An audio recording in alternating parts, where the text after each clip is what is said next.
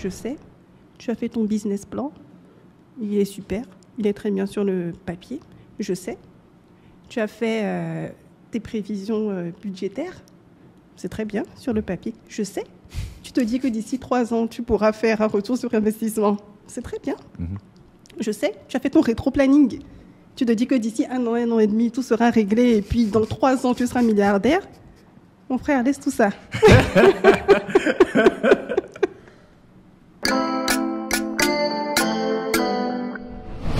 Une fois que tu arrives ici, c'est un autre game. C'est un autre game. Donc, en fait, il faut être flexible et il faut être patient.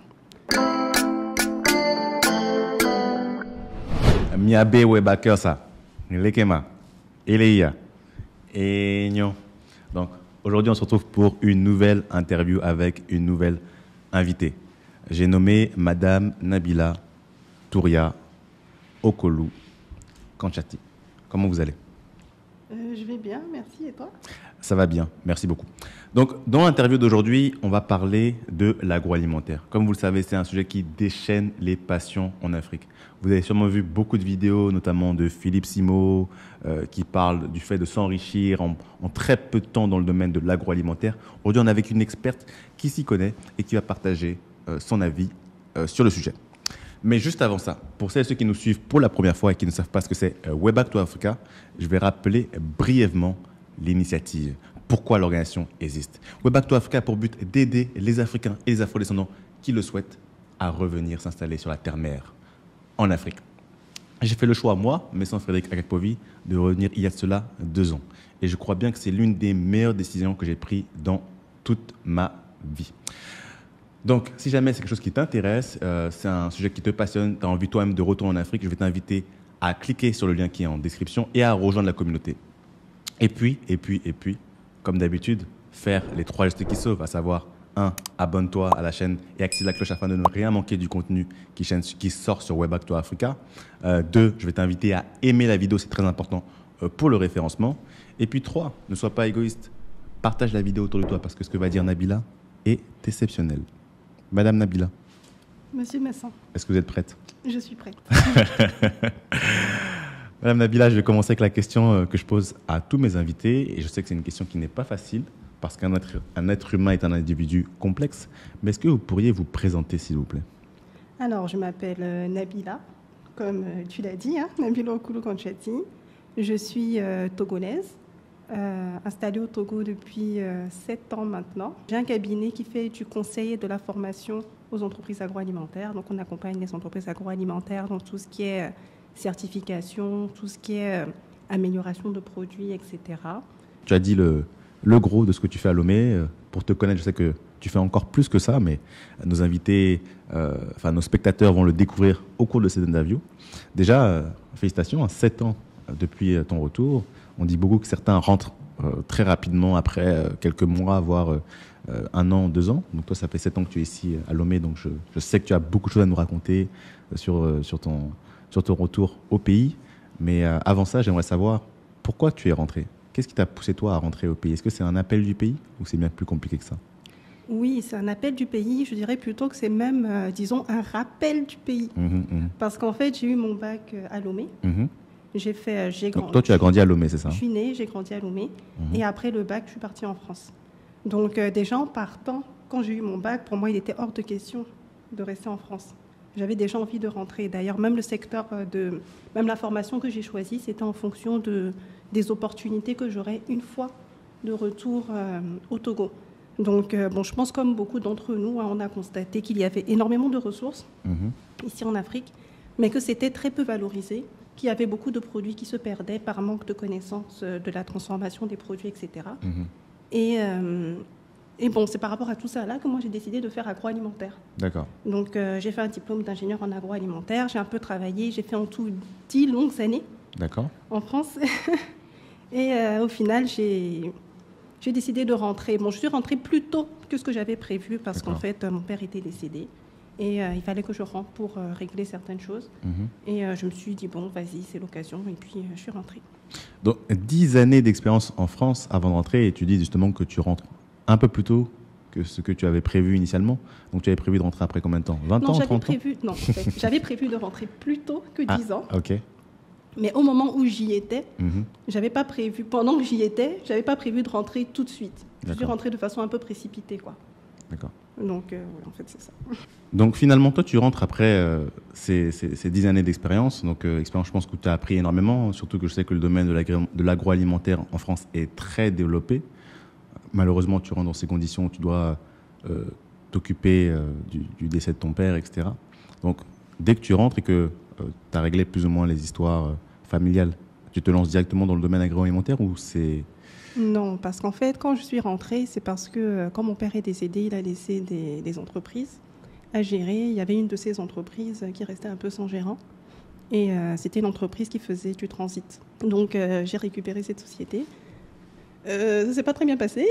Ah, Donc, après 1 an, j'ai décidé d'arrêter. de cesser les activités. Mais pourquoi? C'est parce que tu t'y plaisais pas? C'est parce que finalement, le milieu était très compliqué et tu sous-estimais le milieu?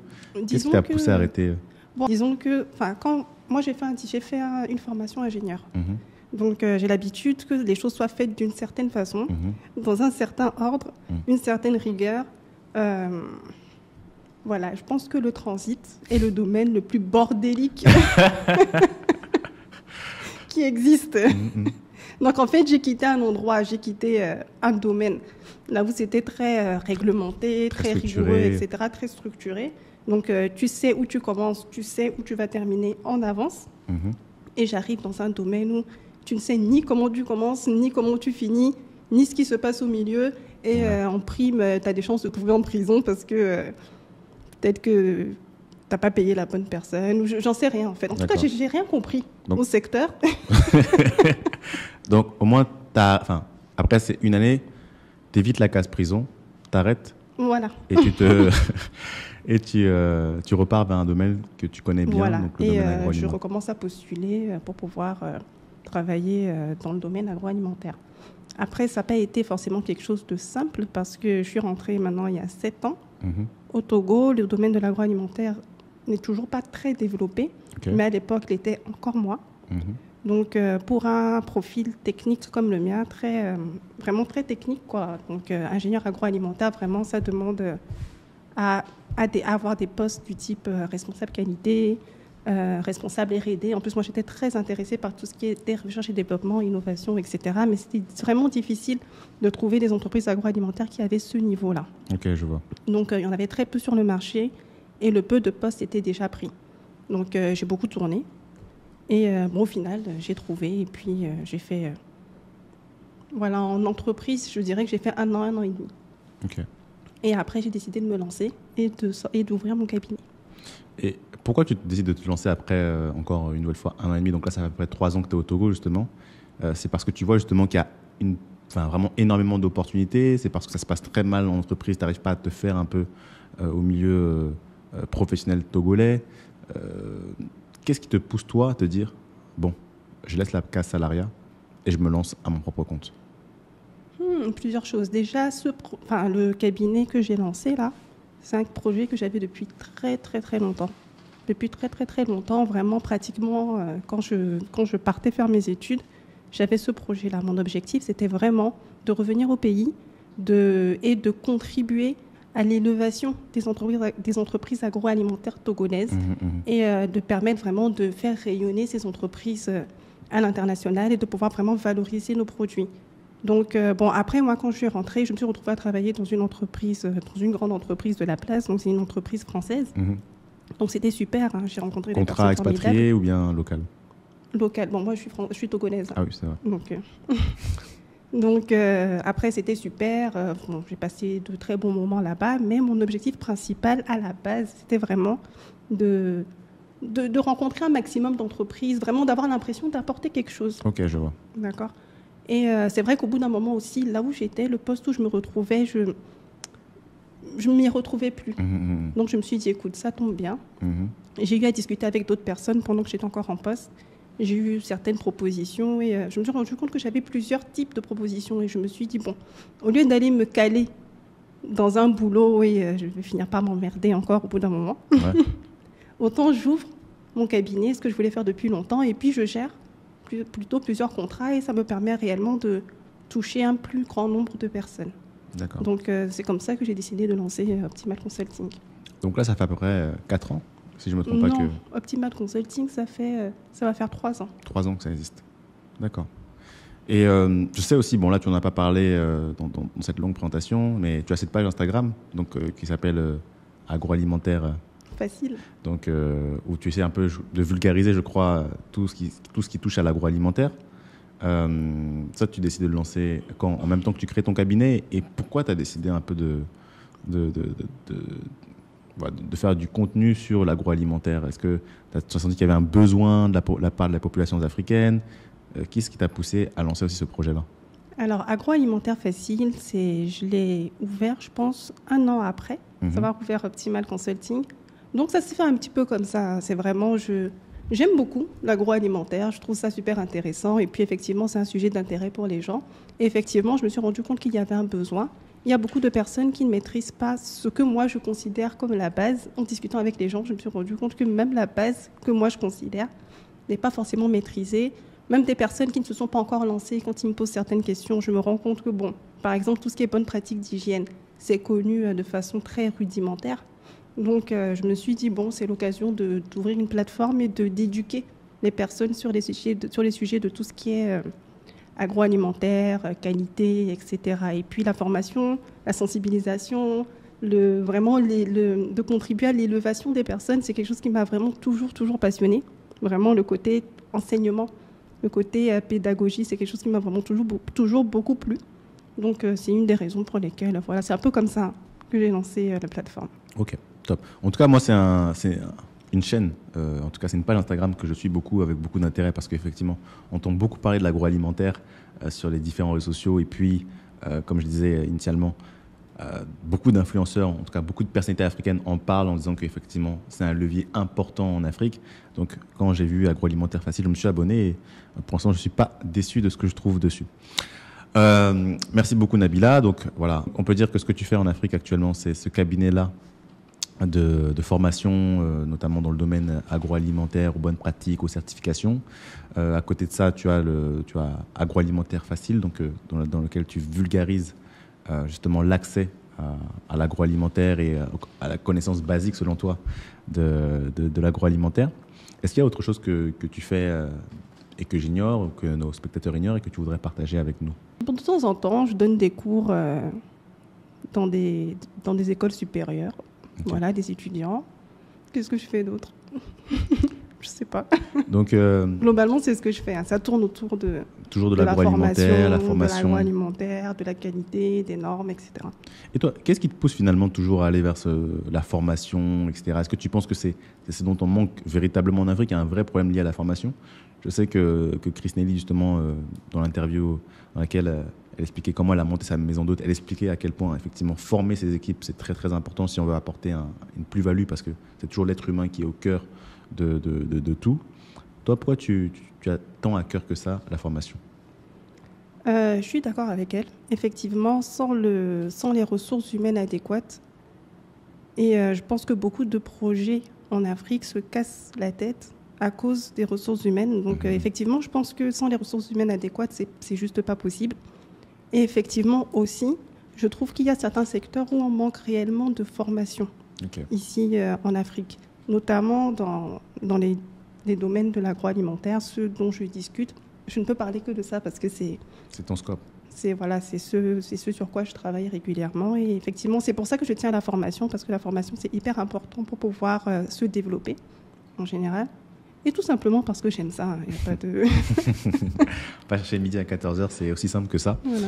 Et donc, selon toi, par exemple, une formation que toi, tu donnes beaucoup dans le domaine agroalimentaire et qui mériterait d'être beaucoup plus connue, ça va être laquelle, par exemple? Est-ce que c'est la formation aux bonnes pratiques d'hygiène? Est-ce que quel type de choses tu penses qui est véritablement nécessaire et que les gens ne savent pas et qui finalement devrait être beaucoup plus démocratisé? Alors, quelque chose qui est vraiment nécessaire, que les gens ne savent pas, mais qu'en même temps, ceux qui savent demandent beaucoup, c'est le système HACCP. Qu'est-ce que c'est? J'ai l'air intelligente quand je dis ça, je trouve ça cool. Donc, alors, le système HACCP, en fait, c'est un système qui a été mis en place, qu'on met en place dans les entreprises agroalimentaires pour pouvoir identifier par avance les dangers qui peuvent apparaître dans le produit, pour s'assurer que le produit final soit sain et soit sécurisé pour le consommateur final. Donc, bon, c'est tout un système à mettre en place et à dérouler. Et ça permet réellement déjà en avance s'assurer que le produit fini est terminé. Donc en fait, juste pour la petite histoire, hein, en fait le système HACCP a été créé par une entreprise américaine à l'époque où il fallait emmener les astronautes dans l'espace et il fallait leur donner à manger. Et il fallait qu'on s'assure qu'une fois dans l'espace, tout ce qu'on leur a apporté à manger, d'une part, ne périsse pas inutilement. Et en plus de ça, qu'il n'y ait pas d'intoxication alimentaire, parce que t'imagines, la diarrhée dans l'espace, c'est compliqué. J'imagine, en effet. Enfin, j'imagine. Ou j'imagine pas. On t'imagine pas, et moi non plus. Ouais. Donc, en fait, c'est par rapport à tout ça qu'ils ont demandé à une entreprise de faire des recherches pour voir comment s'assurer de fabriquer des produits qui seront sains. Donc, eux, ils ont mis en place une méthode qui permet réellement, déjà en avance, de penser à tout ce qui peut arriver au moment de la fabrication du produit, depuis la réception des matières premières jusqu'à l'emballage, pour s'assurer d'éliminer tous ces dangers-là et que le produit final soit sain. Et c'est ce qui a été démocratisé un peu dans toutes les entreprises en agroalimentaire. Et là, maintenant, de plus en plus, les entreprises clientes qui sont à l'extérieur demandent à leurs fournisseurs qui sont en Afrique ce système HACCP, parce que c'est une façon pour eux de se rassurer sur l'innocuité des produits qu'ils achètent. Parce que eux, là-bas, une fois qu'ils font leurs produits en Occident, quand il y a un problème, c'est eux qui sont responsables. Effectivement. Et puis c'est vrai que c'est quelque chose dont on dit beaucoup qu'en Afrique, par rapport aux normes d'hygiène, etc., si on ne fait pas attention, on peut très vite tomber malade. Même il y a beaucoup de produits, lorsqu'on rentre de l'espoir, on nous dit ça, tu ne peux pas le manger parce que ton estomac n'est pas adapté, etc. Donc toi, tu travailles à ce que vraiment, on va dire, la plupart des produits que les gens vont manger, etc., vont utiliser, en tout cas, qui sont transformés, répondent à ces normes-là. C'est ça? C'est ça, en gros. Ok.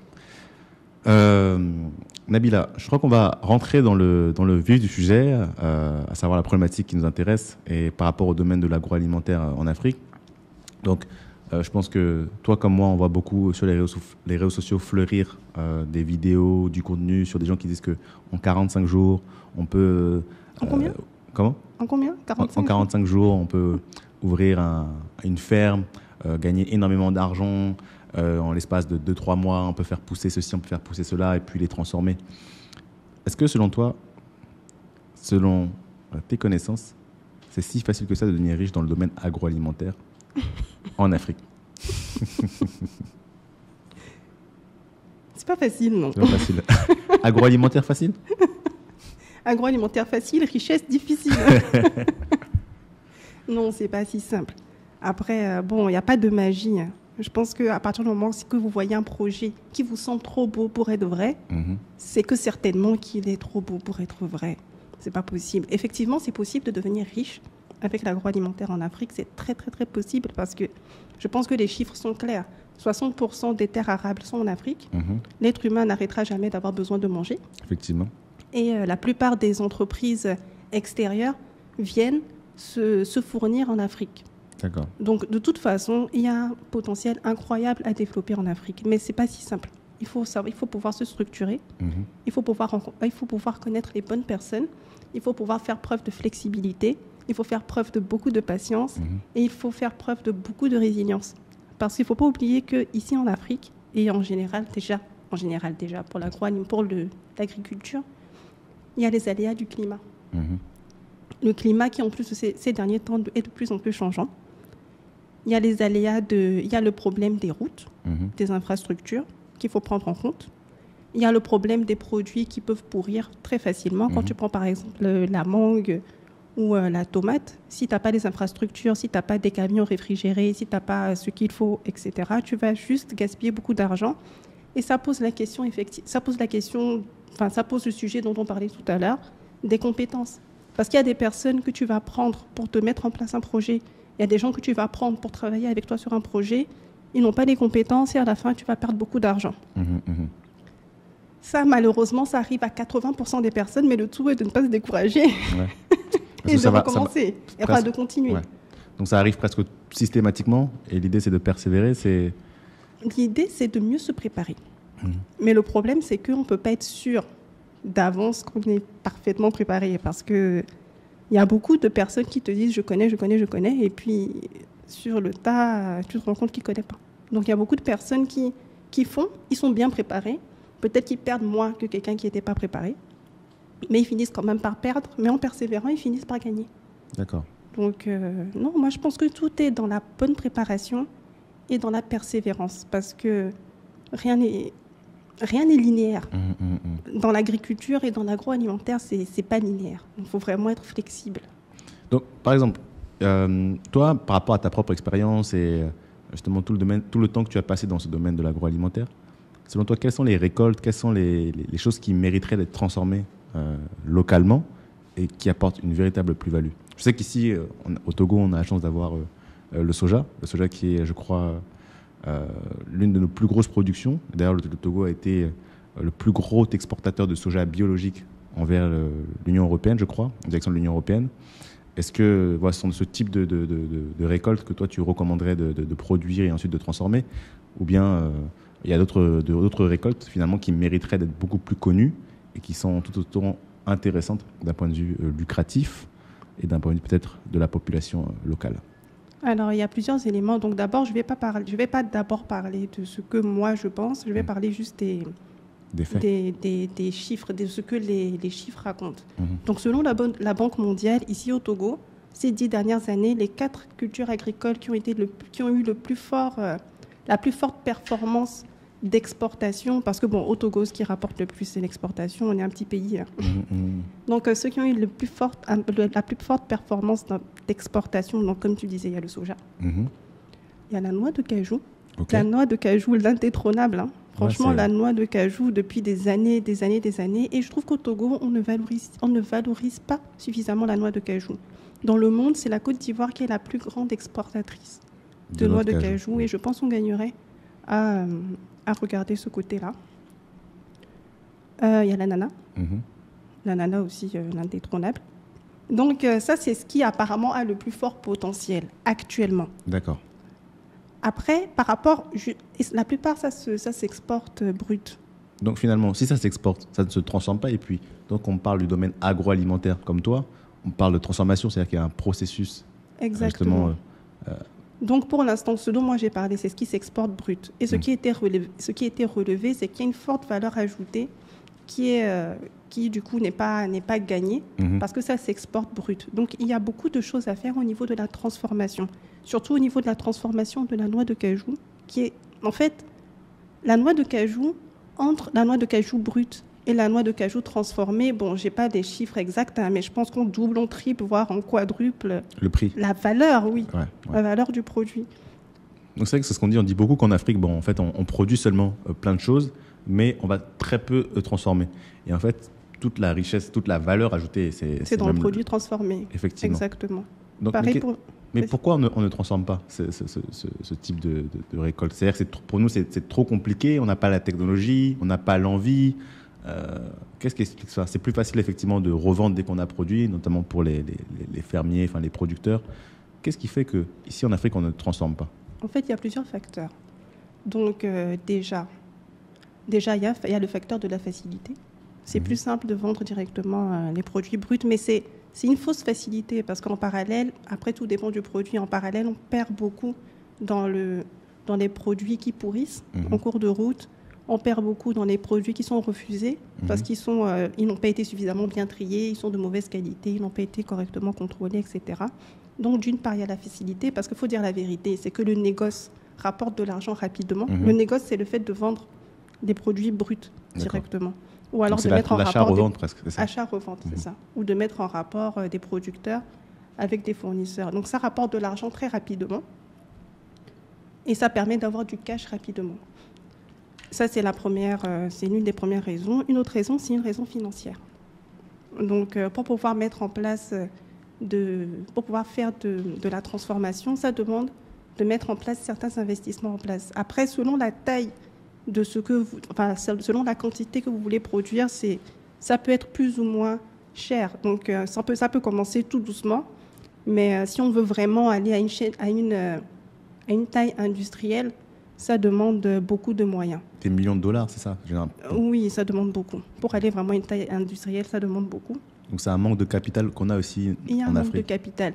Un manque de capital et pour moi un manque de persévérance. Parce que soit tu as de l'argent vraiment et tout de suite tu crées la grande usine, soit tu commences doucement et tu persévères. Okay. Mais en fait, tu ne peux pas te lancer dans de l'agroalimentaire si tu n'es pas passionné. Okay. Si tu n'as pas déjà l'argent pour pouvoir ouvrir la grande usine, mettre dedans toutes les compétences et que toi, tu commences doucement, si tu n'es pas passionné, tu ne peux pas, tu vas laisser tomber. Ouais.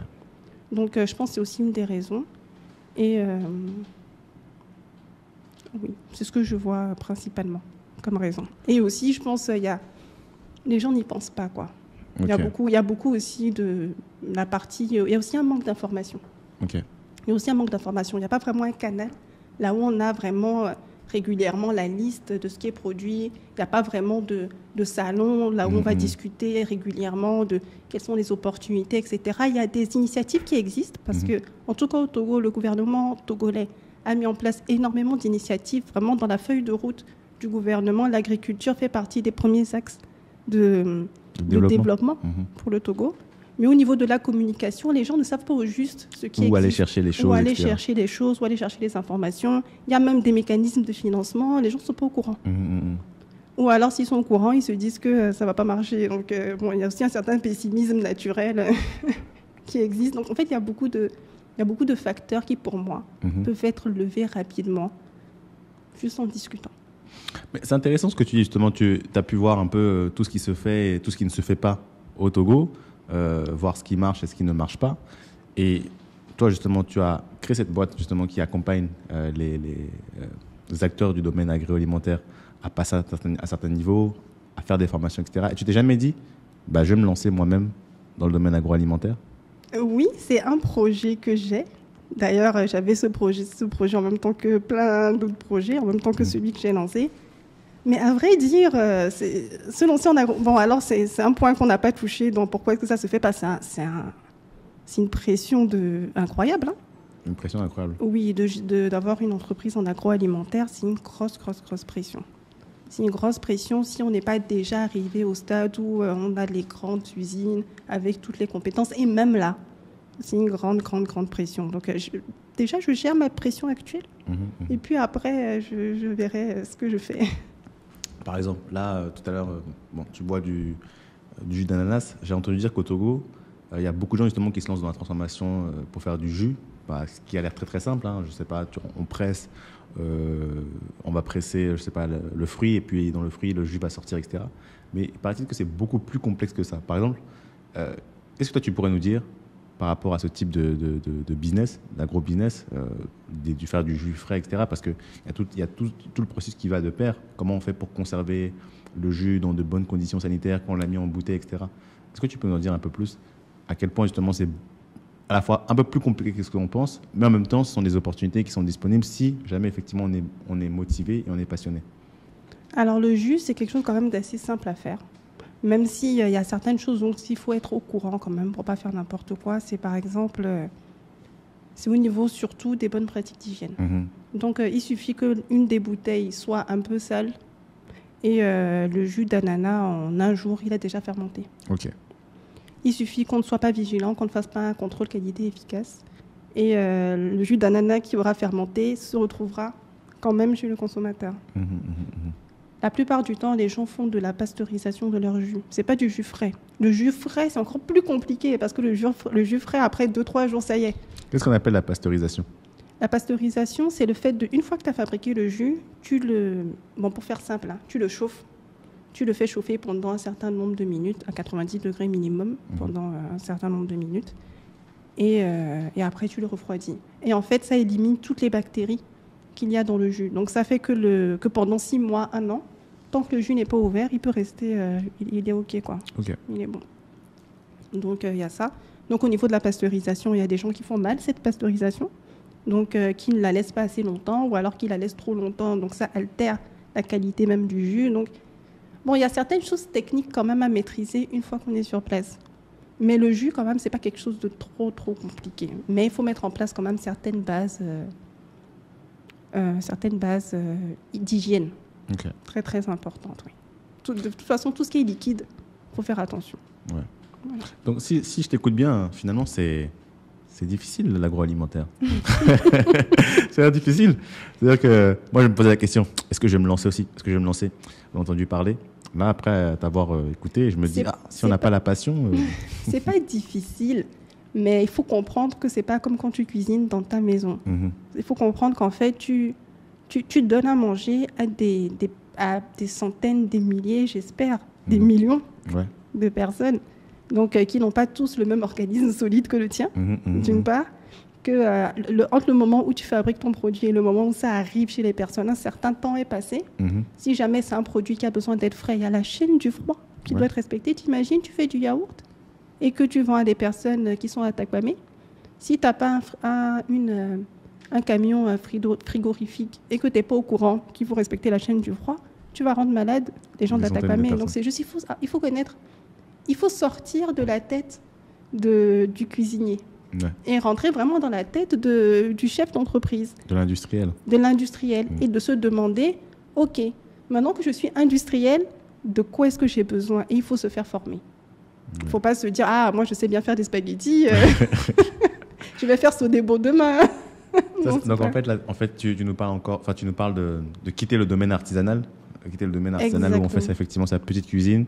Et là, on parle du domaine agroalimentaire, donc de la transformation à la chaîne, etc., industrielle, où là, on passe un certain cap. Exactement. OK.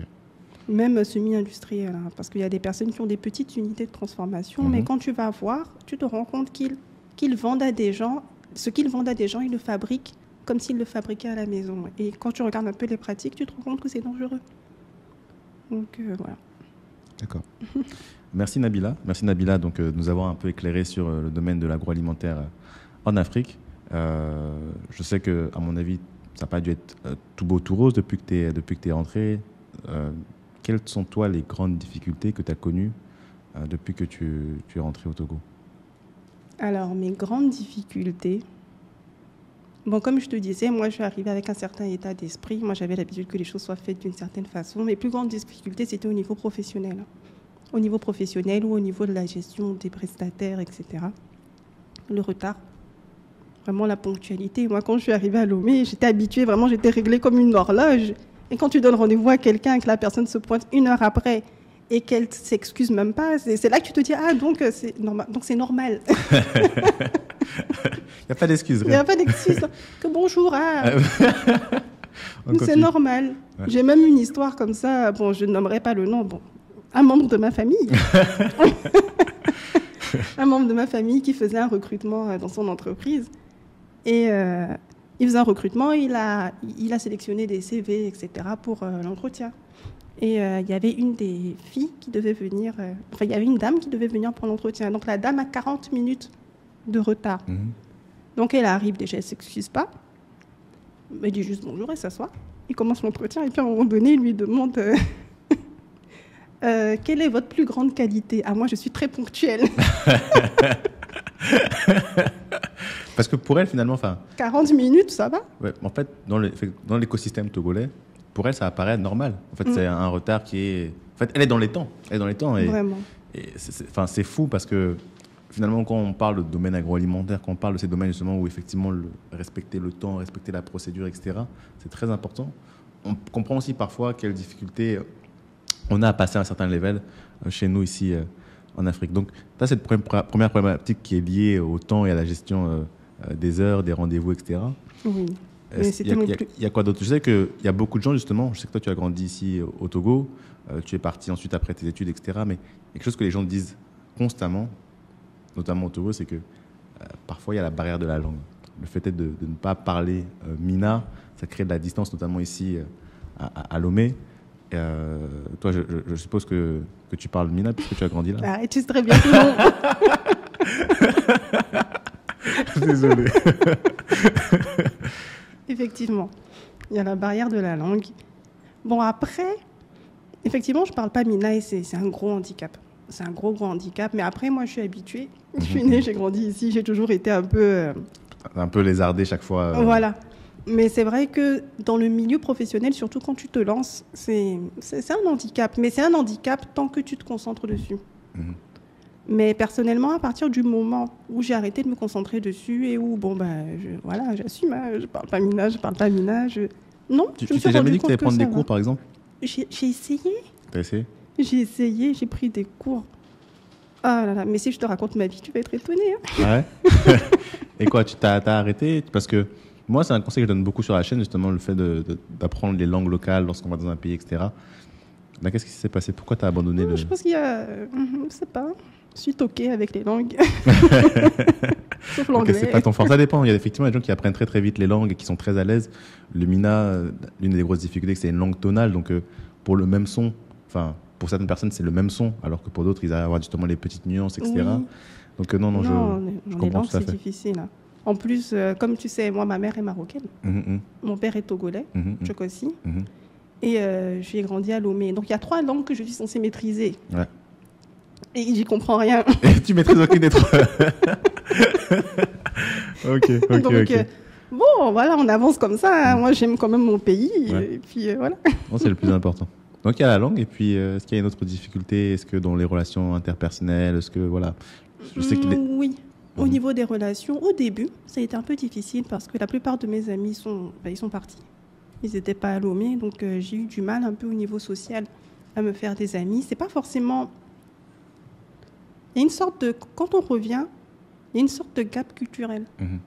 Donc les personnes que je rencontrais, les personnes avec qui je discutais, bon, je sentais que... Il n'y a pas les atomes Le crochus. courant, voilà, le courant passait pas forcément. Donc, on s'entendait bien, mais bon, après, moi, une fois que je rentrais à la maison, je m'ennuyais un peu, quoi. Ok. Mais avec le temps, il y a d'autres personnes qui sont rentrées et puis, bon, les choses se sont un peu réglées d'elles-mêmes. Tu as pu te refaire un peu une vie sociale. Oui. Je sais que, justement, certaines personnes vont écouter l'interview, vont se dire, mais en fait, moi aussi j'ai envie de rentrer dans mon pays ou bien dans d'autres parties d'Afrique, etc. Nabila elle a partagé avec nous son expérience, notamment dans le domaine agroalimentaire, les difficultés qu'elle a eues. Justement, est-ce que tu aurais 3 conseils pour des personnes justement qui voudraient rentrer en Afrique? Depuis que tu es rentré, 3 conseils qui, maintenant, tu penses que c'est vraiment nécessaire pour bien réussir son retour. Toi, ça fait 7 ans que tu es là. Tu n'es pas encore parti. Je ne sais pas si tu as pour projet de partir, mais a priori, tu as l'air plutôt bien stabilisé ici et de t'y plaire. Tu as ton entreprise qui marche plutôt bien, tu fais ton contenu agroalimentaire facile. Donc, quels 3 conseils tu aurais pour une personne qui voudrait justement faire ce chemin-là que tu as fait? Alors, le premier conseil, peut-être, ce serait, ça revient un peu à une des choses que j'ai dites avant, c'est de faire preuve de patience, surtout pour les entrepreneurs, surtout pour ceux qui rentrent pour faire un projet. Alors, je sais, tu as fait ton business plan, il est super, il est très bien sur le papier, je sais. Tu as fait tes prévisions budgétaires, c'est très bien sur le papier, je sais. Tu te dis que d'ici 3 ans, tu pourras faire un retour sur investissement, c'est très bien. Je sais, tu as fait ton rétro-planning. Tu te dis que d'ici 1 an et demi, tout sera réglé et puis dans 3 ans, tu seras milliardaire. Mon frère, laisse tout ça. Laisse tout ça, parce qu'en fait, même si tu te dis que tu as pris en compte tous les imprévus dans ton business plan, dans ton rétro-planning, etc., une fois que tu arrives ici, c'est un autre game. C'est un autre game. Donc, en fait, il faut être flexible et il faut être patient. Donc, ce n'est pas une raison pour se décourager, mais c'est juste, il faut te préparer psychologiquement à être patient. Ok.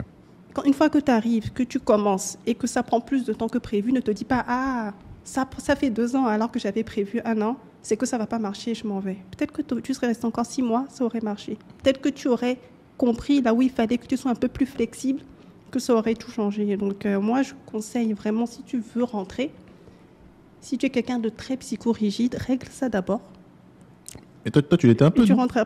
Oui, mais je ne savais pas. Donc, moi, maintenant, je dis aux gens. Voilà. Je dis aux gens pour qu'ils sachent avant de rentrer. Donc, ça, c'est mon premier conseil. C'est vraiment d'être patient et d'être flexible. Mon deuxième conseil, c'est de ne pas croire tout ce qu'on te dit. Parce que... Donc, on ne doit pas t'écouter. Tout ce que tu as dit sur la chaîne, là, c'est... Comment ? Tout ce que tu as dit sur la chaîne, là, il faut qu'on... Non, pas tout ce qu'on te dit, mais les choses de qualité, t'écoutes. Ah. Donc, il ne faut pas forcément croire tout ce que les gens te disent.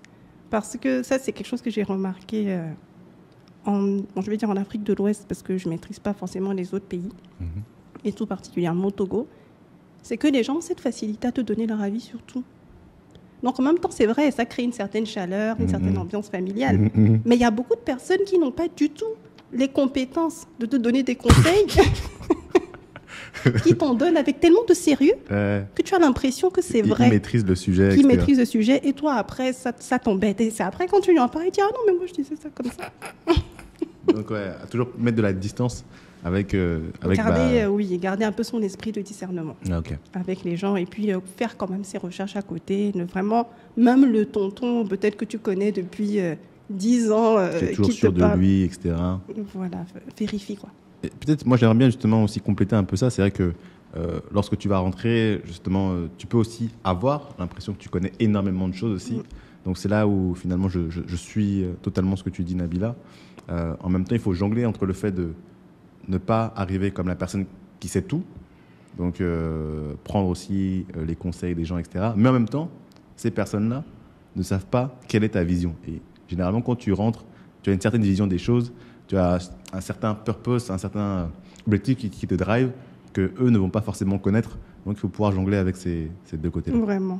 Effectivement, ça aurait été mon troisième conseil, c'est que il faut avoir conscience qu'on ne sait pas tout. C'est pas parce qu'on rentre, qu'on a certaines compétences, qu'on a une certaine expertise technique, qu'une fois sur place, on va révolutionner le monde, quoi. Il y a des gens qui sont là depuis des années, qui vivent. Le pays fonctionne. Les gens ont monté des usines. Et dans mon cas, en tout cas. Et la plupart des gens qui sont ici et qui ont bien évolué, c'est pas des repates. C'est des gens qui sont là. C'est des locaux. T'en as beaucoup, c'est des locaux qui ont ouvert leurs entreprises, qui après, sur le tas, sont allés se faire former ici et là, et qui ont vraiment bien réussi. Donc, il ne faut pas penser, quand tu arrives là, que tu as inventé l'eau chaude, quoi. Donc, il faut rester humble. C'est vraiment hyper important de faire preuve d'humilité, et ça te permettra déjà d'avoir accès à certaines personnes, d'une part, et ça te permettra, d'autre part, d'avoir accès aux bonnes informations. Parce que quand tu arrives vers les gens avec l'attitude de quelqu'un qui veut apprendre, pas avec l'attitude de quelqu'un qui connaît et qui veut apprendre aux autres, naturellement, les gens te parlent. Donc, d'une part, tu apprends beaucoup de choses que tu ne savais pas, tout simplement parce que tu n'es pas de là. Et en plus de ça, toi-même, tu récoltes des informations sur ce que tu peux apporter, toi, aux gens. Donc, voilà, je pense que c'est le troisième conseil que je pourrais donner. Merci beaucoup. Merci pour ces 3 beaux conseils, Nabila, que je vais répéter brièvement à nos auditeurs et nos spectateurs. Donc, à savoir que quand on rentre, il faut vraiment avoir cet esprit un peu de flexibilité. Il faut pouvoir s'adapter. Il faut également prendre avec du recul ce que les gens vont te dire, parce que chacun a cette facilité. Effectivement, moi, je le vois. Je ne dis personne. Mais effectivement, tu peux avoir des membres de la famille, des amis, etc., des gens qui vont te dire « Ah, mais tu devrais faire ci, tu devrais faire ça, etc. » Alors que ce n'est pas du tout leur spécialité. Et puis la troisième chose, justement, c'est se montrer humble, parce qu'en filigrane, l'autre aspect, l'autre versant, c'est qu'on ne sait toujours pas tout. Donc c'est quand même bien de pouvoir écouter des gens qui ont un avis de qualité sur la chose qu'on veut faire, etc., parce qu'ils maîtrisent, et ils maîtrisent notamment le terrain local. Madame Nabila Touria, est-ce qu'il y a quelque chose que vous voudriez ajouter comme mot de la fin? Est-ce qu'il y a une activité? Est-ce qu'il y a un film? Est-ce qu'il y a une lecture? Est-ce quelque chose que vous recommandez à nos webhackers et webhackeuses qui nous écoutent?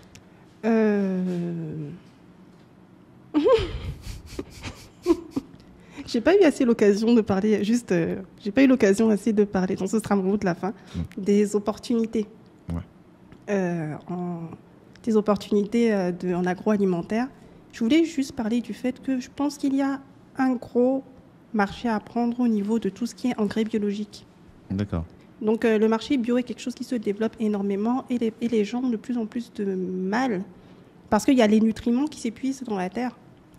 Et les personnes qui veulent rester dans le bio sont obligées d'importer des engrais biologiques. Donc, il y a ça, il y a le marché biologique, il y a aussi le marché de tout ce qui est provonderie.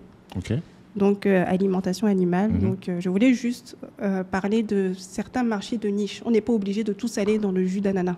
D'accord. Voilà, donc vraiment privilégier un peu les marchés de niche comme ce que je viens de donner. Et comme recommandation, il y a un livre que je m'apprête à lire, que je vais bientôt entreprendre de lire. C'est sur tout ce qui est gestion des ressources humaines en Afrique. Et je pense qu'on ne pense pas suffisamment à étudier la dynamique des ressources humaines en Afrique. D'accord.